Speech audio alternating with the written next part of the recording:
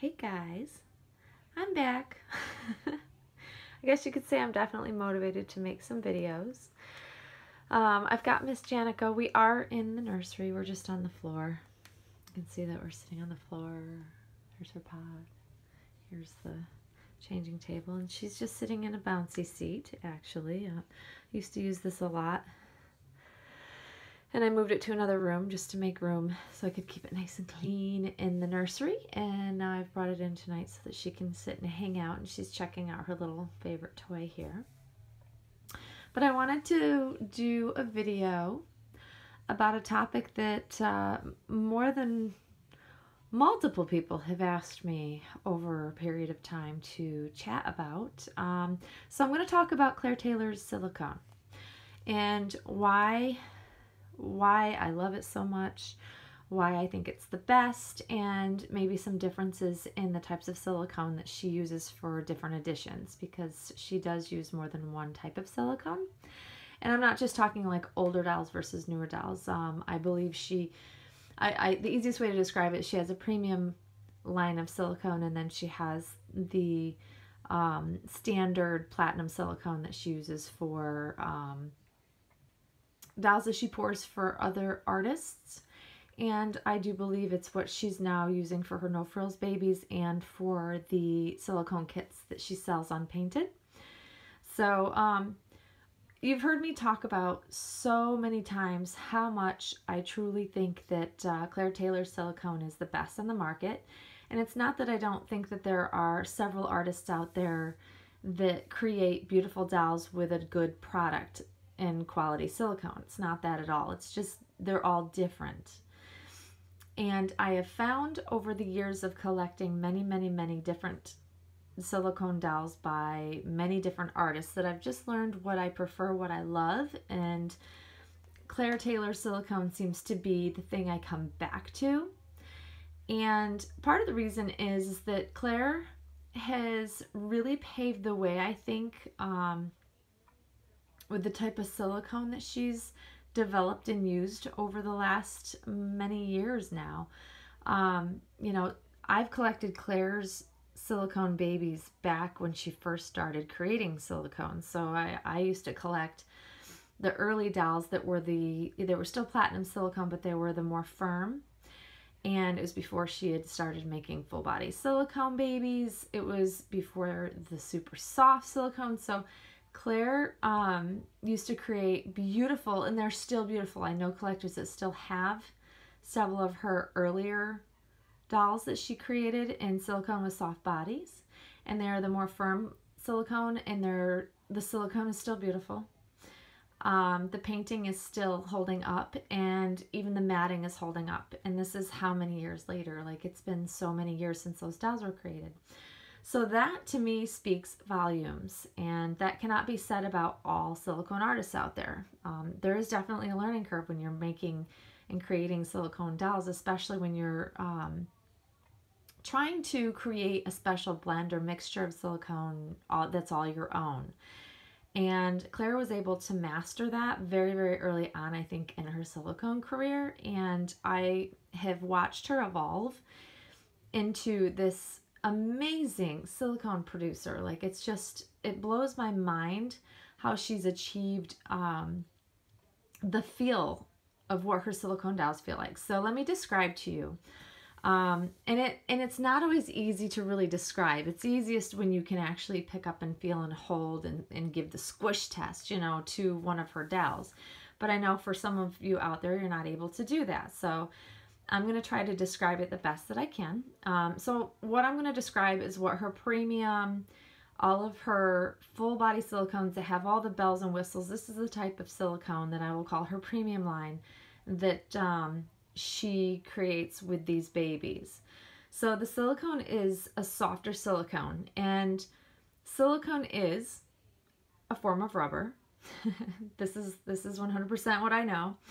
But what Claire has been able to do is take the rubbery feeling out of the silicone. So with her soft silicone babies, I want to say that it has the characteristics of memory foam. I've described this before in other videos.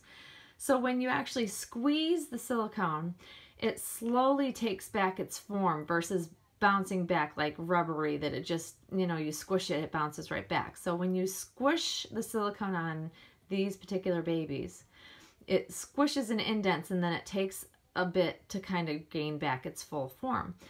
So it loses that real rubbery feeling, and it feels more like skin, and it moves slower, and that has to do with that, you know, non-rubbery feel. So when you bend something, it takes a bit longer to bend back. So if I take one of her fingers and just kind of, and that's just a finger, it kind of takes a minute to go back. Like, so that's not as dramatic as, like, you know, taking her leg and squeezing it. But it's one of the first things I noticed about this new softer silicone that she came out with. And I want to say the first doll I felt it on was the Zoe. It was when I first got my first Zoe. And I was so enamored by it because I'd never felt anything like this. I had several other silicone dolls, but I'd never felt this. And it also has what's become super popular and what a lot of collectors have really started to enjoy more and more is it's also got a wrinkling effect. And I'm not sure if that has to do with what makes it that memory foam feeling. But when you take her, if you were to take her arm and bend it up, like at her shoulder, it would wrinkle like regular people's skin wrinkles. And that has also, the first time I felt that was also on my Zoe, my very first Zoe. And I was so completely just wowed by that because I couldn't imagine anything getting any better than that.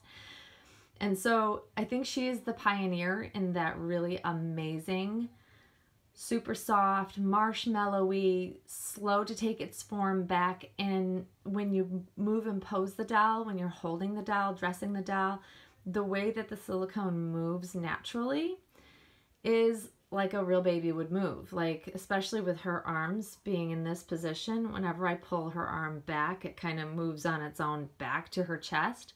And that to me is just super cool. And it's just something that I think is what other artists are now starting to try to achieve. I'm hearing more and more artists out there moving to a premium level silicone. So they're offering like the doll, you know, if they're doing it in addition, they're doing a doll that's in the regular standard silicone versus the premium, and you're charging more for the premium. And I think that's kind of what people are trying to achieve, is to try to get that really super soft wrinkle effect. And that's something that Claire has been able to master quite a while ago. So she's only improved on that more and more with her painting techniques. I also love that Claire is able to get a really true depth in the skin tones of her dolls. And that's a silicone coloring thing as well. I've had several dolls that were really great dolls that were made really well, but I've had the issue of transparency within the silicone, especially in fingers, hands, toes, feet.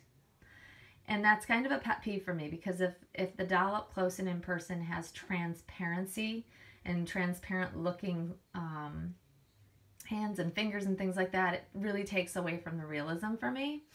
And Claire's dolls never have that. And I'm talking some of the highest end silicone dolls that have actually had somewhat transparent skin-like look to them. And I haven't been able to figure out what it is. It must be, I don't know whether it's a coloring thing. I don't know whether it's a painting thing. So I'm not sure what it is, but it's something that it's definitely something that's gonna make or break whether I keep a doll or really enjoy a doll, because, you know, there are certain things that I look for in realism, and if the silicone doesn't look right and it doesn't look enough like living skin, then yeah, it's a deal breaker for me. So that's also part of it. And then let's not forget, you know, all of the cool features that Claire's now added to her babies, like a spine, the armatures, the skull, the amazing creation of the sculpted mouths that I still don't see a lot of artists doing a lot of.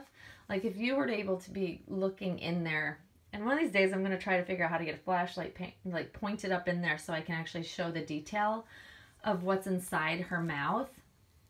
It's a full baby mouth, baby gums, tongue, uvula.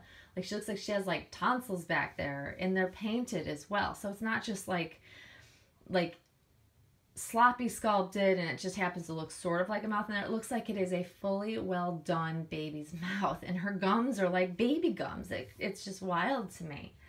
And some of the top end doll makers, like even Romy Stridham, unless she's making a smiler, her dolls that have, you know, you can get a pacifier in there, but they're still, you know, somewhat of a closed mouth, you can't see up in there, they're not sculpted. So to me, I just think that that's just yet another level of realism for me. Not that I'm ever rooting around and showing people in there, but just knowing that it's so beautifully sculpted just adds so much appeal to me. It's just how I feel about the dolls. I just love them with all those special things. And so just to talk a little bit about the difference of, you know, that silicone that I've just described and her no frills babies, you know, Claire, because she's so well known, people love her silicone, she's so well trusted that she creates such quality silicone. She has poured for other artists at times. I don't know if she's doing that any longer. I know that she was trying to focus on her own creations mostly right now, but occasionally she puts out different silicone kits, like full body kits and or, you know, cloth body kits that she sells as kits. I know she uses her more standard platinum silicone. The silicone is beautiful, don't get me wrong, but it's not to the level and quality of this particular super marshmallowy soft with memory foam like type of skin feeling. But I've had her regular standard platinum silicone babies before, and they're lovely. They're still nicer than most average silicone dolls out there on the market, to be honest.